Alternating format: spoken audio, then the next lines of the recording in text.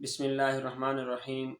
محترم سامعین، السلام علیکم ورحمۃ اللہ۔ آج کے اس دور میں یو جنریشن پریشان نظر آتی ہے۔ پریشانی کا سبب یہ ہے کہ ہم کہاں سے کمائیں گے، بڑے ہو کر کیا کریں گے، اسی وجہ سے پریشان لگتی ہے۔ میں آج اپنی نیو جنریشن کو مخاطب کر کے یہ پیغام پہنچانا چاہتا ہوں: اللہ کے بندو، رزق کے معاملے میں پریشان ہونا چھوڑ دو۔ اللہ تعالیٰ پر بھروسہ رکھو اور اپنے اسباب اختیار کرو۔ رزق حلال کمانے کے جائز ذرائع اختیار کرو۔ رزق اللہ دے گا، رزق اللہ کے ذمہ ہے۔ وَمَا مِن دَابَّةٍ فِي الْأَرْضِ إِلَّا عَلَى اللَّهِ رِزْقُهَا وَيَعْلَمُ مُسْتَقَرَّهَا وَمُسْتَوْدَعَهَا۔ اللہ رب العزت قرآن مجید میں فرماتے ہیں، کوئی بھی زمین پر چلنے والا جاندار ایسا نہیں ہے کہ اس کے رزق کا ذمہ اللہ نے نہ لیا ہو۔ ہر چیز کے رزق کا ذمہ اللہ نے لیا ہوا ہے، چاہے وہ کون سے بھی جاندار ہو، انسان ہو، کوئی اور مخلوق ہو اللہ تعالیٰ سب کو کھلاتے ہیں۔ ہر کسی کا ذمہ رزق کا اللہ نے لیا ہوا ہے۔ وَيَعْلَمُ مُسْتَقَرَّهَا وَمُسْتَوْدَعَهَا۔ اللہ رب العزت ان کے عارضی ٹھکانوں کو بھی جانتے ہیں اور مستقل ٹھکانوں کو بھی جانتے ہیں۔ مثال کے طور پر ایک شخص بہاولپور رہتا ہے، غریب آدمی ہے، کوئی شخص اس کی مدد کرتا ہے، ہر مہینے چند پیسے دے دیتا ہے، کوئی ضروریات کی چیزیں خرید کر دے دیتا ہے، یعنی کہ ہر مہینے اس کی مدد کرتا رہتا ہے، جس سے اس کا گھر کا سرکٹ اچھا چل جاتا ہے۔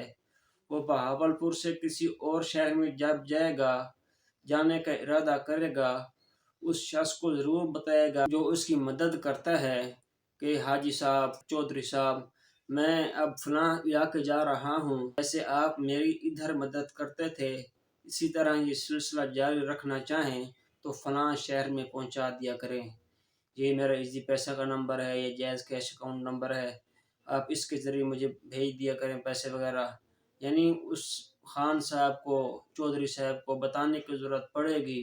اللہ رب العزت ایسی ذات ہے، مثال کے طور پر میں پاکستان میں ہوں، اللہ تعالیٰ مجھے ادھر رزق پہنچا رہا ہے، میں کسی دوسرے ملک میں چلا جاؤں گا، اللہ رب العزت ادھر ہی رزق پہنچائیں گے، یا کسی دوسرے شہر میں چلا جاؤں گا، اللہ رب العزت ادھر بھی رزق پہنچائیں گے۔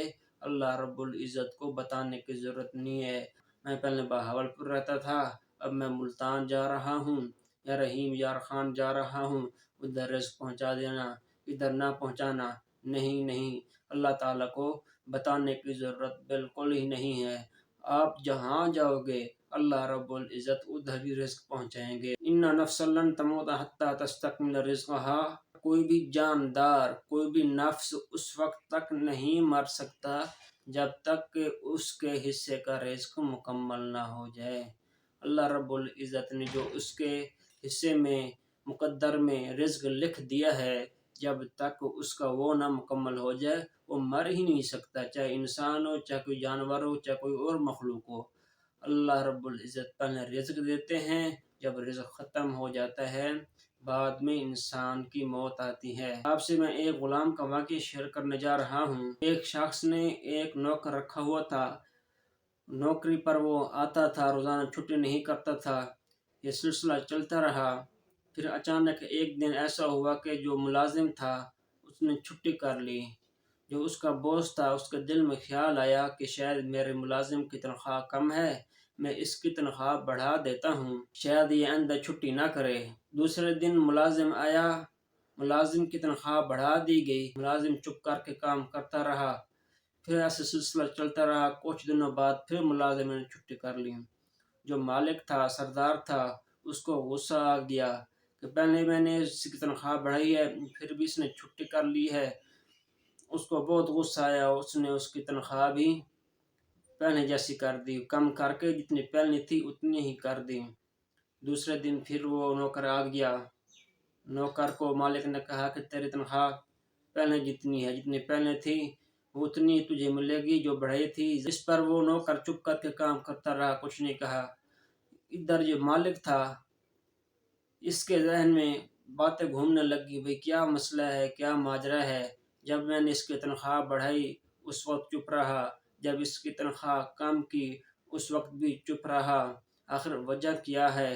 اس سے جب پوچھا گیا اس نے کہا جب میں نے پہلی چھٹی کی تھی اس وقت میرا بیٹا پیدا ہوا تھا، ادھر سے آپ نے تنخواہ بڑھا دی تھی، میں نے یہی سمجھا کہ یہ میرے بیٹے کا رزق ہے جو وہ اپنے ساتھ لے کر آیا ہے۔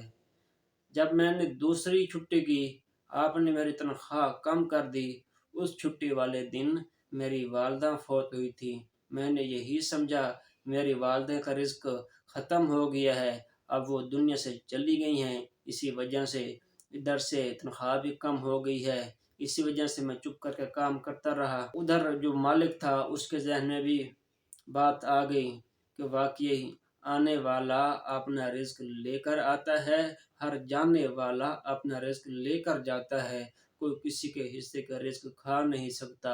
اللہ تعالیٰ نے جس کے مقدر میں جو کچھ لکھ دیا ہے اس کو وہی مل کر رہے گا، لہذا رزق کے بارے میں پریشان نہیں ہونا اور جائز اور حلال ذرائع اختیار کرنے ہیں، آگے اللہ پر چھوڑ دینا ہے، اللہ ہی رزق دینے والے ہیں۔ زندگی باقی ملاقات باقی۔ السلام علیکم۔